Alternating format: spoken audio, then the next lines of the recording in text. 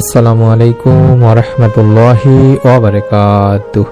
আলহামদুলিল্লাহ, আজ আলোচনা করব সিজদায় মাথা রেখে একটি 4 শব্দের ছোট্ট দোয়া। মাত্র নিয়ম মেনে কষ্ট করে 3 বার পড়লে আল্লাহ তাআলা আপনাকে ধনী বানিয়ে দিবেন, ধন সম্পদ বৃদ্ধি পাবে ইনশাআল্লাহ। ধনী হওয়ার এই বিশেষ আমল ও দোয়াটি আপনারা একবার হলেও করবেন, আল্লাহর রহমতে ইনশাআল্লাহ আপনার পরিবার সংসার থেকে অভাব অনটন দূর হয়ে যাবে। মনের মধ্যে শতভাগ বিশ্বাস নিয়ে আমলটি করবেন, এই উদ্দেশ্যে ভিডিওটি সম্পূর্ণ দেখুন। এই দুনিয়াতে সবচেয়ে উত্তম ইবাদত হলো নামাজ, তাই এর প্রতিটি রোকন আদায় করতে হবে ধীর স্থির ভাবে। আর এর প্রতিটি রোকনে রয়েছে মাসনুন দোয়া, যে দোয়াগুলো আল্লাহ রাসূল সাল্লাল্লাহু আলাইহি ওয়াসাল্লাম পাঠ করতেন। বিশ্বনবী সাল্লাল্লাহু আলাইহি ওয়াসাল্লাম সিজদায় অনেক দোয়া পড়তেন, কারণ সিজদায় আল্লাহ রাব্বুল আলামিন দোয়া কবুল করে থাকেন এবং নামাজের মধ্যে বান্দার যে জিনিসটি মহান রাব্বুল আলামিন আল্লাহ তাআলার সবচেয়ে পছন্দনীয় সেটি হলো সিজদা। সিজদায় দোয়া কবুল হয়। নবী করিম সাল্লাল্লাহু আলাইহি ওয়াসাল্লাম নিজেই বলেছেন, বান্দা যখন সিজদারত থাকে তখন সে তার রবের সবচেয়ে নিকটবর্তী হয়। কাজেই তোমরা এই সময় বেশি বেশি দোয়া করবে। সহিহ মুসলিম প্রথম খণ্ডের 350 নম্বর একটি হাদিস।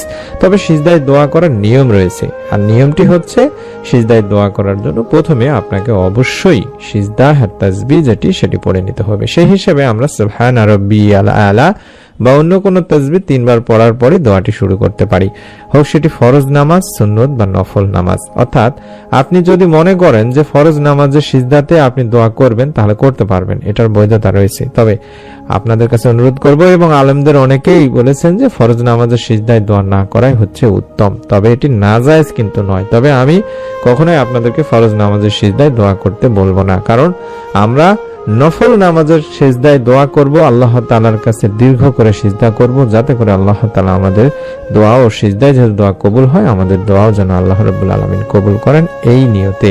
তাই আমি অনুরোধ করব আপনারা আল্লাহ রাব্বুল আলামিনের কাছে সেই সমস্ত জিনিসগুলো চাওয়ার চেষ্টা করবেন যেটা মানুষের সাধ্যে নেই। আপনি আল্লাহ তাআলার কাছে এমন সব জিনিস সিজদার মধ্যে চাইবেন, চাইলে বাংলাতেও বলতে পারবেন, কোনো সমস্যা নেই। তবে আমি যে দোয়াটি শিখিয়ে দেবো এটি আপনারা আরবিতে পড়ার চেষ্টা করবেন। যেটি বললাম যে মানুষের সাধ্যে নেই, মানুষ আপনাকে দিতে পারবে এমন কোনো জিনিস আপনি আল্লাহ রাব্বুল আলামিনের কাছে চাইবেন না, অর্থাৎ যেগুলো মানুষ আপনাকে দিতে পারবে না কখনোই, যেমন ঋণ মুক্তি, ভালো জীবন সঙ্গী, সচ্ছলতা, স্মৃতিশক্তি বৃদ্ধি, এগুলো একমাত্র শুধুমাত্র আল্লাহ রাব্বুল আলামিনের হাতেই, এগুলো কোনোটি মানুষের হাতে নেই। আমরা সেই বিষয়গুলো আল্লাহ তাআলার কাছে সিজদায় চাইতে পারি। আমরা ঋণ মুক্তির জন্য চাইতে পারি, আমাদের পরিবার সংসারের সচ্ছলতা চাওয়ার জন্য চাইতে পারি, উত্তম জীবন সঙ্গী চাইতে পারি, কিংবা আমাদের স্মৃতিশক্তি আল্লাহ রাব্বুল আলামিন যাতে বৃদ্ধি করে দেন তার জন্য আমরা সিজদায় দোয়া করতে পারি।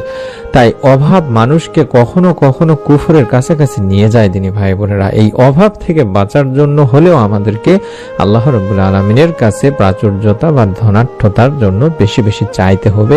অভাব ঋণ থেকে বাঁচার জন্য আল্লাহ তাআলার কাছে বেশি বেশি দোয়া করতে হবে। যেমনটি আমরা সকলেই চাই যে আমাদের জীবন কল্যাণময় হোক, রিজিক বেড়ে যাক, আমরা সহজে ধনী হয়ে যাই, জীবনে প্রাচুর্য আসুক। কিন্তু প্রকৃত এই কল্যাণ ও প্রাচুর্যময় জীবন তারাই পায় যারা শুধুমাত্র আল্লাহ তাআলারই কাছে চান এবং আল্লাহ রাব্বুল আলামিনের উপরে ভরসা করেন, এবং মহান আল্লাহ তাদেরকে এটি দান করে থাকেন।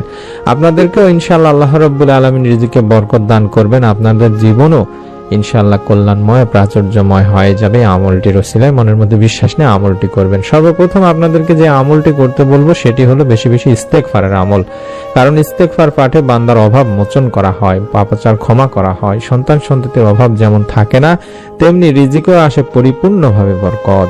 অভাব মুক্ত থাকতে তাই পবিত্র কোরআনুল কারিমে আল্লাহ তাআলা নিজেই ইস্তেগফার পাঠের নির্দেশ দিয়েছেন, যার ফলে মহান আল্লাহ মানুষকে উত্তম রিজিক সহ অসংখ্য নিয়ামতে ধন্য করবেন বলেও জানিয়েছেন। মহান আল্লাহ রাব্বুল আলামিন বলেন, অতঃপর আমি বলেছি তোমরা তোমাদের পালনকর্তার কাছে ক্ষমা প্রার্থনা করো, তিনি অত্যন্ত ক্ষমাশীল, তিনি তোমাদের উপর অজস্র বৃষ্টি ধারা ছেড়ে দেবেন, তোমাদের ধন সম্পদ সন্তান সন্ততি বাড়িয়ে দেবেন, তোমাদের জন্য উদ্যান স্থাপন করবেন এবং তোমাদের জন্য নদী নালা প্রবাহিত করবেন। আল্লাহ তাআলা নিজেই বলছেন। তাই আমাদের প্রথম কাজ হবে সারা দিনে চলতে ফিরতে উঠতে বসতে যখনই সময় পাবো জিকির আকারে হলেও 100 বার সারা দিনে ইস্তেগফার পড়ে নেওয়া, অর্থাৎ আস্তাগফিরুল্লাহ আস্তাগফিরুল্লাহ আস্তাগফিরুল্লাহ এইভাবে পড়ে নেওয়া। এবং নামাজের সিজদায় যখনই সময় পাবো তখনই আমরা 2 রাকাত নফল নামাজে দাঁড়িয়ে যাব এবং এই নামাজের সিজদাতে সিজদাহের যে তাসবিহ নিয়মটি রয়েছে সুবহানা রাব্বিয়াল আলা সুবহানা রাব্বিয়াল আলা সুবহানা রাব্বিয়াল আলা 3 বার পড়ার পরে মাথা না উঠায় আমরা 3 বার পাঠ করব আল্লাহুম্মা ইন্নী আউযু বিকা মিনাল কুফরি আল ফাকরি আল্লাহুম্মা ইন্নী আউযু বিকা মিনাল কুফরি আল ফাকরি আল্লাহুম্মা ইন্নী আউযু বিকা মিনাল কুফরি আল ফাকরি। এভাবে 3 বার পাঠ করার পরে তারপরে মাথা উঠাবো, কারণ আমরা আল্লাহ তাআলার কাছে সিজদায় বলছি যে হে আল্লাহ, আমি আপনার নিকট কুফরি ও দরিদ্রতা হতে আশ্রয় চাচ্ছি। এভাবে আমরা প্রত্যেক সিজদাতেই অন্তত 3 বার করে সিজদাহের তাসবিহ পড়ে এই দোয়াটুকু পড়ে নিব এবং আল্লাহ তাআলার কাছে প্রতিদিন তাওবা ইস্তেগফারের মাধ্যমে আমরা আল্লাহ তাআলার কাছ থেকে রিজিকের বরকত চাইবো, আমাদের পরিবার সংসারের অভাব অনটন থেকে রক্ষা চাইবো, আমাদের পাপের জন্য ক্ষমা চাইবো। ইনশাআল্লাহ আল্লাহ তাআলা আপনাদেরকেও মাফ করে দেবেন, ক্ষমা করে দেবেন। মনের মধ্যে শতভাগ বিশ্বাস নিয়ে আমলটি অবশ্যই একবার হলেও করবেন।